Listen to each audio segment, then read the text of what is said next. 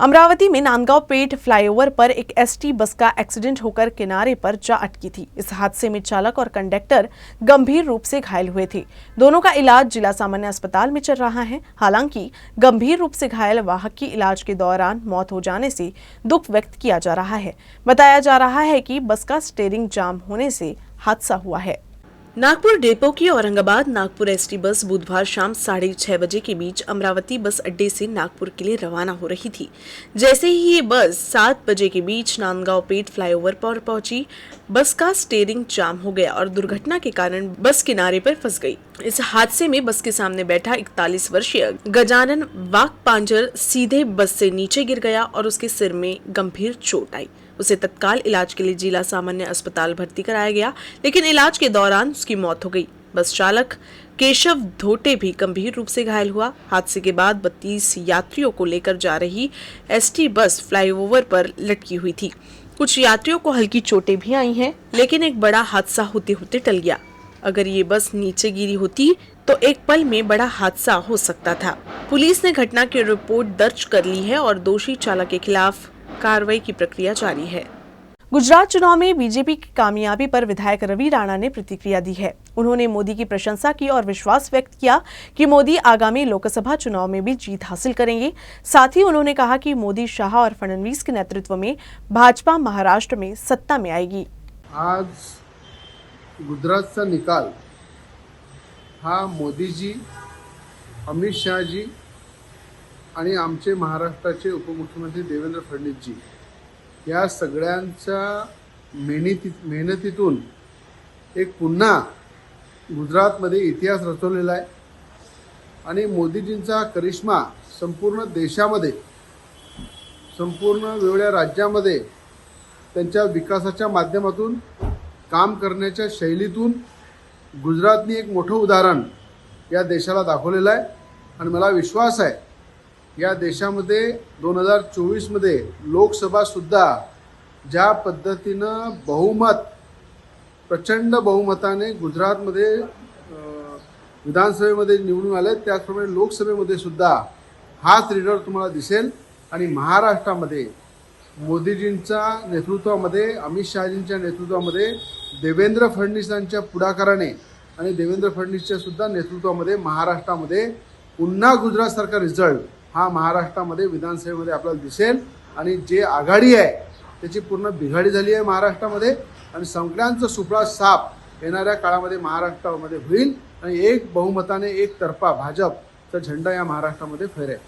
नई दिल्ली में शीतकालीन सत्र के पहले दिन सांसद नवनीत राणा ने लोकसभा में किसानों के फसल बीमा को लेकर सवाल उठाकर सरकार का ध्यान खींचा। फसल बीमा कंपनियां अपने फायदे के लिए दमनकारी नियम और शर्तें लगाकर केंद्र सरकार और किसानों को धोखा दे रही है। इस पर अंकुश लगाने के लिए नवनीत राणा ने मांग की है कि केंद्रीय कृषि विभाग सख्त कदम उठाए और ऐसी व्यवस्था करे कि जिससे किसानों को सीधा लाभ मिले।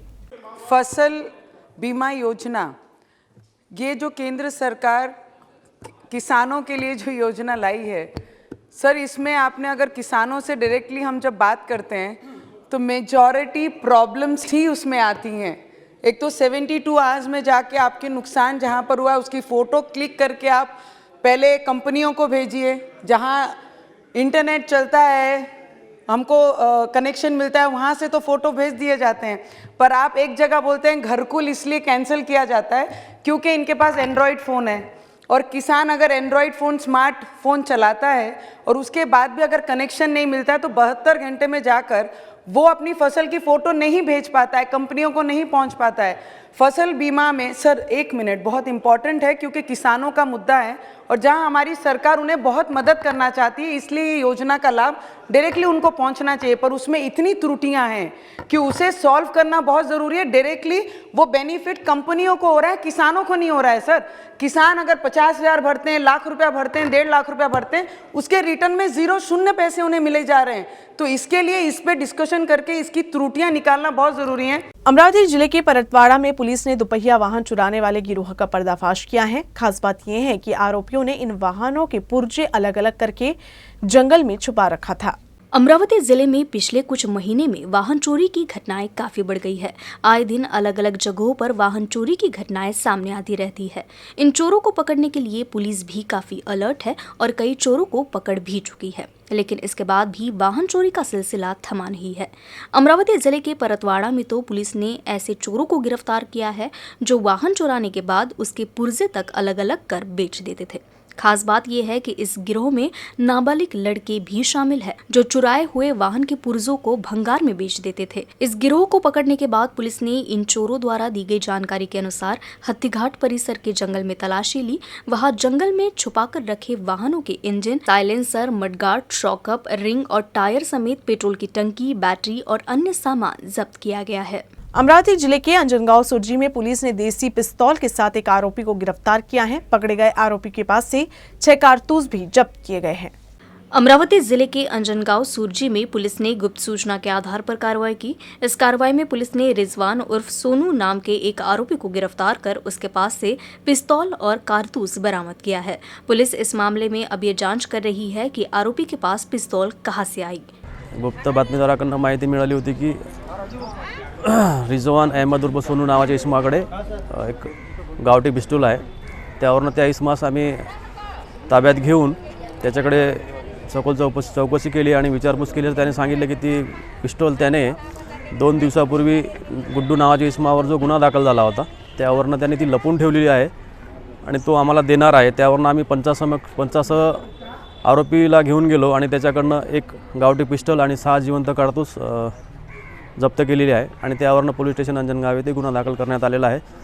आरोपी सध्या अटक आहे आणि पुढील तपास आम्ही करीत आहोत। अमरावती जिले के अचलपुर में आयोजित मिनी कुंभ में देश के अलग अलग भाग से सैकड़ों साधु आए हैं। यहाँ हर दिन महाप्रसाद के लिए बड़े पैमाने पर अलग अलग व्यंजन तैयार किए जा रहे हैं। अचलपुर में पिछले एक सप्ताह से एकादश कुंडात्मक श्री राम महाजन और संगीतमय कथा का आयोजन किया गया है। इसे मिनी कुंभ भी कहा जाता है। इस धार्मिक कार्यक्रम में देश के अलग अलग जगह से 500 से अधिक साधु संत आए हुए हैं। साथ ही हर दिन हजारों श्रद्धालु भी यहाँ पहुँच रहे हैं। बाहर से आने वाले श्रद्धालुओं के लिए यहाँ महाप्रसाद की भी व्यवस्था है, जिसके लिए सुबह से यहाँ महाप्रसाद बनाने की तैयारी शुरू हो जा रही है।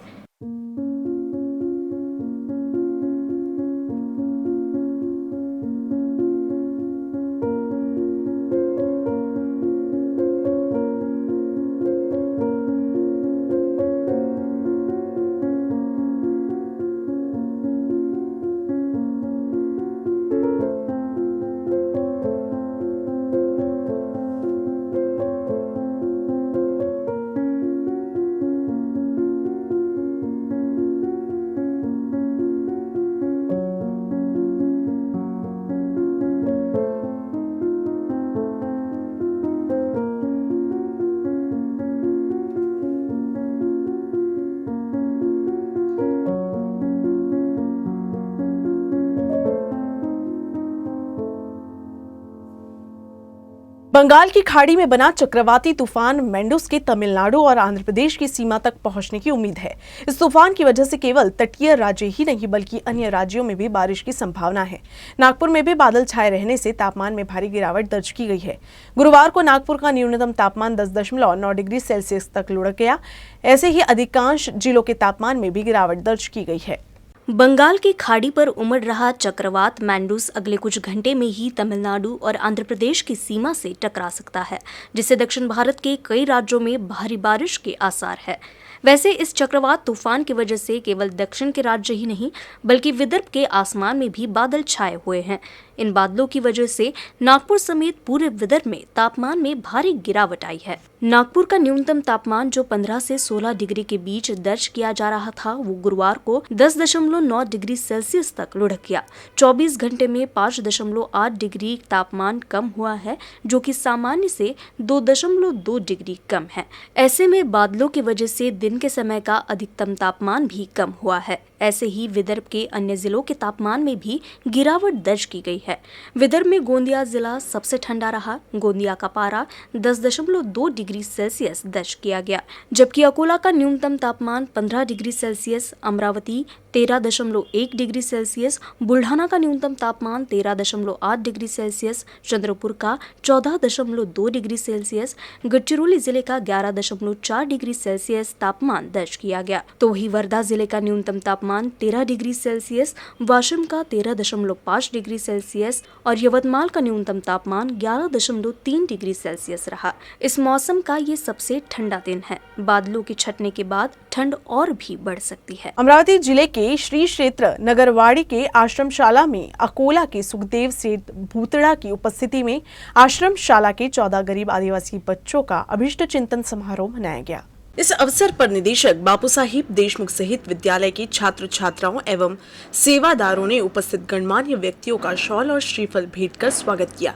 इस बीच बापू साहिब देशमुख ने अभिष्ट चिंतन समारोह की शुरुआत की और गाड़गे बाबा की सेवा कार्यों पर प्रकाश डालते हुए दर्शकों को मंत्रमुग्ध कर दिया। इस अवसर पर सुखदेव सेठ भूतड़ा ने आश्रम विद्यालय की 14 बच्चों को एक सुंदर नए ड्रेस भेंट दिए और उनके साथ केक काटा। साथ ही गरीब आदिवासी बच्चों के साथ मंगेश देशमुख की बेटी मनस्वी का जन्मदिन मनाकर देशमुख ने समाज के सामने एक अच्छी मिसाल पेश की।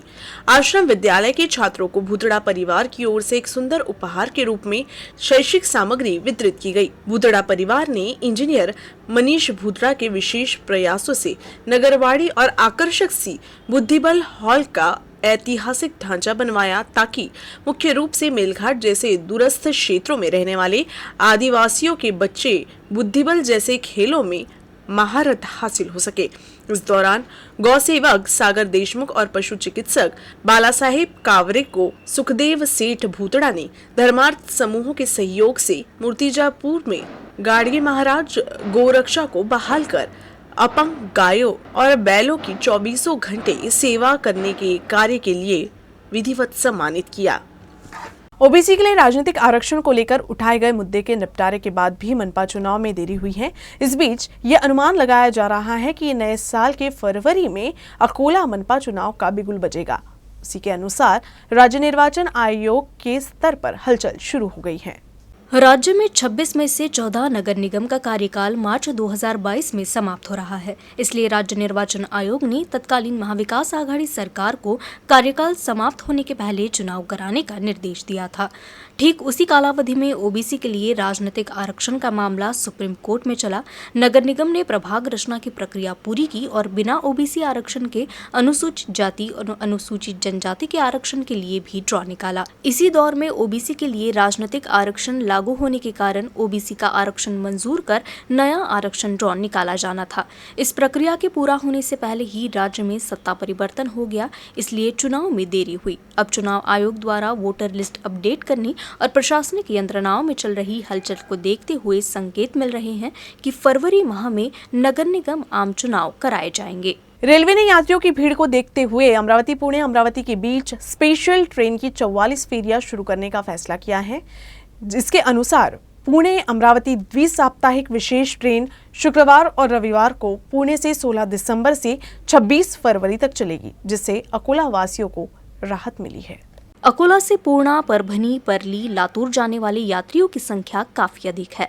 स्पेशल ट्रेन की 44 फेरे बढ़ने से अन्य ट्रेनों पर भार कम होगा। पुणे अमरावती द्विसाप्ताहिक स्पेशल ट्रेन शुक्रवार और रविवार को पुणे से रात 11:50 पर रवाना होकर दौंड, लातूर, परली, परभनी, पूर्णा, वसमत, हिंगोली, वाशिम, अकोला होते हुए अगले दिन शाम 5:30 पर अमरावती पहुंचेगी। ट्रेन नंबर 01440 अमरावती पुणे द्विसाप्ताहिक स्पेशल ट्रेन 5 दिसंबर से 27 फरवरी तक अमरावती से प्रत्येक शनिवार और सोमवार को शाम 7:50 पर प्रस्थान करेगी और अकोला, वाशिम, हिंगोली, वसमत, पूर्णा, परभनी, परली, लातूर, दौंड होते हुए अगले दिन शाम 4:20 पर पुणे पहुंचेगी। न्यूज रूम से बस इतना ही। खबरों का सिलसिला यूं ही चलता रहेगा। आप देखते रहिएगा यूसी न्यूज। नमस्कार।